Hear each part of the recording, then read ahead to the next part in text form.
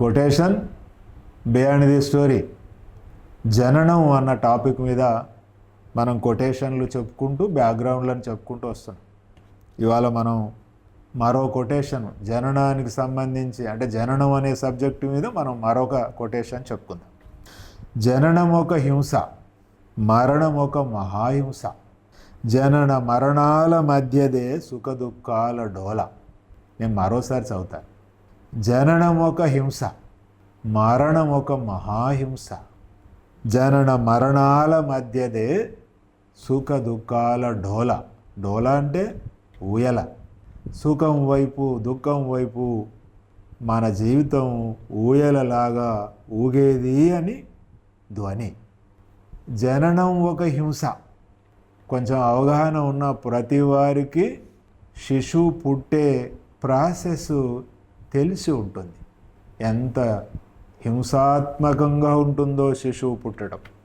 తల్లి గర్భంలోంచి శిశువు పుట్టడం అనేది చాలా హింసాత్మకంగా ఉంటుంది, రక్తపూరితంగా ఉంటుంది, దుఃఖపూరితంగా ఉంటుంది, బాధామయంగా ఉంటుంది. తల్లి చావు అంచుల దాకా వెళ్ళి బిడ్డను కంటుంది. బయట కొడుకు పుట్టాడా బిడ్డ పుట్టాడా అని తండ్రులు సంతోషపడే వ్యవహారం తల్లుల వైపు నుంచి ఉండదు. అది చాలా యాతనాపూర్వకమైనటువంటి సంఘటన. ఏమిటి? జననం. మనిషి జననం కానీ పక్షి గుడ్డు పెట్టడం అయినా సరే, ఒక 4 కాళ్ళ జంతువు ఇంకో బిడ్డను ప్రసవించడం కూడా చాలా యాతనతో కూడుంటుంది. అంత మానవ జీవితంలో మనిషికి 2 హింసలు ఉంటాయి. పుట్టేటప్పుడు హింస, అది మనకు తెలియదు, తల్లికి తెలుస్తుంది. మనం ఒక హింసలోంచి పుడతాం. అప్పటిదాకా శిశువు కడుపులో ఉంటాం, శిశువులాగా ఉండి కడుపులో ఉంటాం. ఊహించుకొని చూస్తే ఎలా ఉన్నాం మనం అప్పుడు? పుట్టేటప్పుడు ఎంత హింస. ఇది పుట్టుకలో ఉన్నటువంటి హింస. మగవాళ్ళకి ఎక్కువ ఈ హింస తెలియదు, అంటే ఫీల్ అయ్యే వాళ్ళకి అర్థం అవుతుంది. ఆ పెయిన్స్, డెలివరీ పెయిన్స్ ఎంత తీవ్రంగా ఉంటాయో మీరు ఎవరినైనా ఒక గైనకాలజిస్ట్ని అడిగి తెలుసుకోండి. ఎంత తీవ్రంగా ఉంటుంది నొప్పి, మగవాళ్ళు ఊహించలేరు. అంచేత జననమే ఒక హింస, మరణం మహాహింస. చనిపోయేటప్పుడు, ప్రాణం పోయేటప్పుడు, ప్రాణం పోసుకునేటప్పుడు ఒక హింస, ప్రాణం పోయేటప్పుడు ఇంకొక హింస. ఈ 2 హింసల మధ్య మనిషి జీవితం ఓ 100 ఏళ్ళు గడుస్తుంది. మనిషి జీవితం 100 ఏళ్ళు అని అనుకుంటాం కదా. డిజైన్ చేసింది ప్రకృతి, డిజైన్ చేసిన దాని ప్రకారం 100 ఏళ్ళు. ఈ మొదలు పుట్టేటప్పుడు హింస నుంచి చనిపోయే దగ్గర హింస వరకు ఈ 2 హింసల మధ్య ఓ 100 ఏళ్ళు ఈ మనిషి జీవితంలో అనేకం జరుగుతాయి. చదువులు, ఉద్యోగాలు, పెళ్ళిళ్ళు, పిల్లలు, రిటైర్మెంటు, ఇలాగ ఎన్నో మనిషి జీవితంలో ఈ 100 ఏళ్ళ జీవితంలో ఎన్ని రావాల్సి ఉంటాయి అవన్నీ వస్తాయి. తల్లిదండ్రులు చనిపోతారు, తోబుట్టువులు చనిపోవచ్చు, దురదృష్టం తక్కువ ఉంటే కన్న బిడ్డలు చనిపోవచ్చు. ఇవి దుఃఖాలు.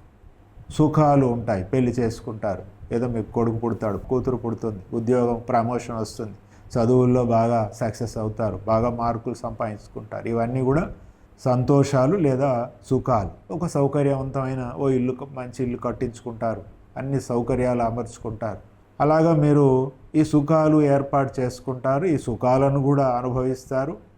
ఈ సుఖాలకు ఆ దుఃఖాలకు మధ్య ఈ 100 ఏళ్ళ జీవితం, ఆ 2 హింసల మధ్య, మొదటి జననపు హింస నుంచి మరణపు హింస వరకు దీన్ని మనం ఒక ఊయలలాగా అనుకుంటే, ఆ చెట్టుకు ఒక దారం కట్టి ఊయలను కట్టి, ఈ చెట్టుకు, జననం అనే చెట్టుకు ఒక ఊయల తాడు కట్టి, మరణం అనే ఇంకొక చెట్టుకు మనం ఈ ఊయలను కట్టుకొని అట్నుంచి ఇటు, ఇటు నుంచి అటు 100 ఏళ్ళు ఊగడంలో సుఖము, దుఃఖము, బాధ, ఇవన్నీ ఎన్నో వస్తాయి. మనిషి జీవితంలో ఎన్ని రావాలి? భయము, బాధ, దుఃఖము, కోపము, ఎన్ని భావాలు ఉంటాయి. మనిషి జీవితంలో అనేక భావాలు ఉంటాయి. అవన్నీ కూడా మన అనుభవంలోకి వస్తాయి. ఎప్పుడు వస్తాయి? ఈ 2 హింసల మధ్య ఈ ఊయలలాగా ఈ జీవితము ఊగుతూ ఉంటుంది. అదొక పెద్ద హింస. పుట్టుక పెద్ద హింస మనది. ఆలోచిస్తే ఎట్లా పుట్టాము అసలు? అంత చిన్న శిశువులాగా అంత పెద్ద హింసలోంచి మనం ఎట్లా పుట్టాము అని, అది భయంకరమైన హింస. మనం చనిపోయిన తర్వాత మట్టిలో పాతేస్తారు, లేదా మన హిందూ సాంప్రదాయం ప్రకారం అయితే దహనం చేస్తారు, బండెడు కట్టెల్లో పెట్టి కాల్చేస్తారు. అది ఎంత హింస ఆలోచిస్తే. ప్రాణం పోయేటప్పుడు ఎంత హింస ఉంటుందో అది వాళ్ళకే తెలుసు. ప్రాణం పోయేటప్పుడు పడ్డ హింస చెప్పలేం, వర్ణించలేం. మనం పుట్టేటప్పుడు ఏమి హింస పడ్డామో తల్లికి తెలుసు, కానీ మనకు గుర్తుండదు. కానీ చనిపోయేటప్పుడు హింస తెలుస్తుంది, కానీ చెప్పడానికి మనం ఉండము. ఈ రెండు హింసల నుంచి వస్తాము పోతాం, ఆ హింస నుంచి వస్తాం, ఈ హింస నుంచి పోతాం. కానీ ఈ రెండింటి గురించి చెప్పడానికి మనకు లేదు, కానీ మనం ఊహించవచ్చు. ఈ రెండింటికంటే పెద్ద హింసలు మానవ జీవితంలో ఏమీ ఉండవు. ఈ కొటేషను మరొకసారి నేను చెప్తాను. జననం ఒక హింస, మరణం ఒక మహాహింస. జనన మరణాల మధ్య సుఖ దుఃఖాల డోల. కనుక గుర్తెరిగి జీవించండి అని. ఇది జీవితం, ఆ ప్రారంభం, ఈ ముగింపు, ఈ రెండింటి మధ్య ఈ జీవితం ఇలా ఉంటుంది. కొంచెం గుర్తెరిగి జీవించండి, జాగ్రత్తగా ఉండండి అని చెప్పడం.